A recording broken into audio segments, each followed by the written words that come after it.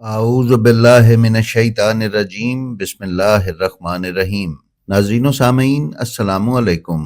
امید ہے آپ خیریت سے ہوں گے اور ہمارے ویڈیوز سے مستفید ہو رہے ہوں گے۔ ناظرین معظم، علی بن یقطین ابن موسیٰ بغدادی امام جعفر صادق علیہ السلام اور امام موسیٰ کاظم علیہ السلام کے اصحاب میں سے ہیں۔ یہ شیعہ محدث، فقیہ، متکلم اور محبان ائمہ طاہرین میں گردانے جاتے ہیں۔ یہ عباسی دربار سے وابستہ تھے اور ہارون رشید کے وزیر خاص تھے۔ ہارون کے نزدیک ان کی اہمیت اس قدر زیادہ تھی کہ بادشاہ کی انگوٹھی اور مہر خلافت ان کے حوالے کر دی گئی تھی۔ یہ ہارون رشید کے قریب ہونے کی وجہ سے اپنا مکتب و نظریہ چھپائے ہوئے تھے۔ البتہ کئی دفعہ ایسا ہوا کہ حاسدین نے ان کی شکایت ہارون رشید سے کی، لیکن علی بن یقطین کو امام پہلے ہی کچھ ایسی ہدایت دے چکے ہوتے تھے کہ جس کی وجہ سے ہارون کی تفتیش یا حاسدین کے وار سے یہ صاف بچ جاتے۔ آج کا ایمان افروز واقعہ بھی کچھ ایسا ہی ہے۔ یہ واقعہ کتاب اعلام الورع، الارشاد المفید اور مناقب ابن شہر میں پڑھا جا سکتا ہے۔ ناظرین، علی بن یقطین کا بیان ہے کہ ایک دن میں ہارون کے پاس کھڑا تھا کہ شاہ روم کے تحائف اس کے پاس لائے گئے۔ ان تحائف میں سیاہ دیباج کا ایک جبہ بھی تھا جس میں سونے کی تاریں لگی ہوئی تھیں۔ میں نے اس سے خوبصورت جبہ اپنی زندگی میں کبھی نہیں دیکھا تھا، اس لیے میں گھور گھور کر اس جبے کو دیکھنے لگا۔ جب ہارون نے میری اس دلچسپی کو ملاحظہ کیا تو اس نے مجھ سے کہا، اے ابن یقطین، کیا یہ جبہ تمہیں پسند ہے؟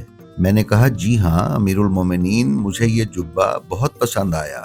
اس نے کہا، اچھا، میں یہ جبہ تمہیں تحفے میں دے رہا ہوں، تم اسے اپنے گھر لے جاؤ۔ علی بن یقطین کہتے ہیں کہ میں نے اسے ایک رومال میں باندھا اور گھر آ گیا۔ پھر میں نے دل میں سوچا کہ اتنا قیمتی شاہی جبہ مجھے زیب نہیں دیتا، کیوں نہ یہ جبہ اپنے امام علیہ السلام کی نظر کر دوں۔ پھر میں نے وہ جبہ اپنے آقا و مولا امام موسیٰ کاظم علیہ السلام کی خدمت میں مدینہ روانہ کر دیا۔ ناظرین، ہم اپنے نئے بچے بچیوں کو بتاتے چلیں کہ جبہ ایک قسم کا گاؤن ہوتا ہے جسے لباس کے اوپر پہنا جاتا ہے۔ اس واقعے کو 6 یا 7 ماہ گزر گئے، کسی کو بھی اس کا علم نہ ہوا۔ ایک دن علی بن یقطین کہتے ہیں کہ میں دربار سے اٹھ کر اپنے گھر گیا تو میرا ایک نوکر ایک رومال اور ایک خط لے کر میرے پاس آیا جس پر تازہ مٹی لگی ہوئی تھی اور اس پر مہر ثبت تھی۔ میرے نوکر نے مجھے بتایا کہ ابھی ابھی ایک شخص آیا ہے اور اس نے یہ خط اور یہ رومال دیا ہے اور مجھ سے کہا ہے کہ یہ دونوں چیزیں اپنے آقا کے پاس لے جاؤ۔ میں نے لفافہ کھول کر دیکھا تو وہ میرے آقا و مولا امام موسیٰ کاظم علیہ السلام کا خط تھا جس میں انہوں نے لکھا تھا، اے ابن یقطین، تمہیں اس وقت اس جبے کی شدید ضرورت ہے، اس لیے یہ جبہ اپنے پاس رکھو۔ میں نے رومال کھول کر دیکھا تو اس میں شاہ روم کا وہی جبہ موجود تھا۔ اتنے میں ہارون کا ایک خادم میرے پاس آیا اور کہا کہ آپ کو اس وقت خلیفہ نے یاد کیا ہے۔ میں نے پوچھا، کیوں، خیریت تو ہے؟ میں تو ابھی اس کے پاس سے اٹھ کر آ رہا ہوں۔ اس نے کہا، مجھے معلوم نہیں ہے۔ علی بن یقطین بیان کرتے ہیں کہ میں دوبارہ ہارون کے دربار میں گیا تو اس وقت ہارون کے پاس عمر بن بزیح بھی بیٹھا ہوا تھا۔ ہارون نے مجھ سے کہا، وہ جبہ کہاں ہے جو میں نے تجھے ہبہ کیا تھا؟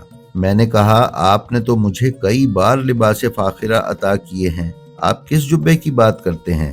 ہارون نے کہا، میں اس جبے کی بات کر رہا ہوں جو شاہ روم نے مجھے تحفے میں بھیجا تھا، اور وہ جبہ سیاہ دیباج کا تھا اور اس میں سونے کی تاریں تھیں۔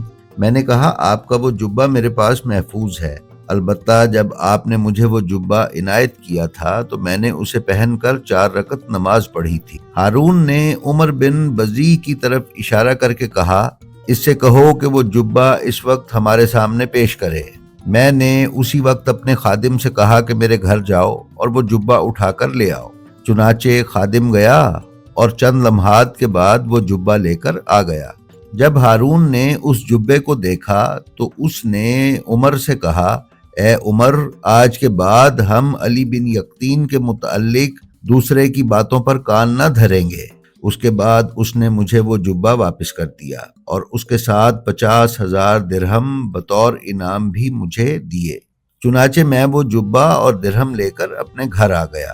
ناظرین، اسی روایت کو طبرسی نے اعلام البراء میں، شیخ مفید نے اپنی کتاب الارشاد میں اور ابن شہر آشوب نے مناقب میں تھوڑے سے اختلاف کے ساتھ لکھا ہے۔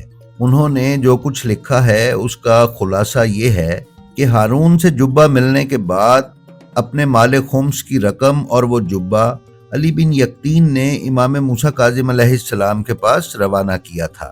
امام علیہ السلام نے وہ رقم اور باقی کپڑے اپنے پاس رکھ لیے، مگر آپ نے اس سیاہ رنگ کے زربفتی جبے کو اپنے پاس نہ رکھا اور وہ جبہ علی بن یقطین کے پاس روانہ کر دیا اور قاصد سے فرمایا کہ اس سے کہنا کہ وہ اس جبہ کو سنبھال کر رکھے، عنقریب اسے اس کی ضرورت محسوس ہوگی۔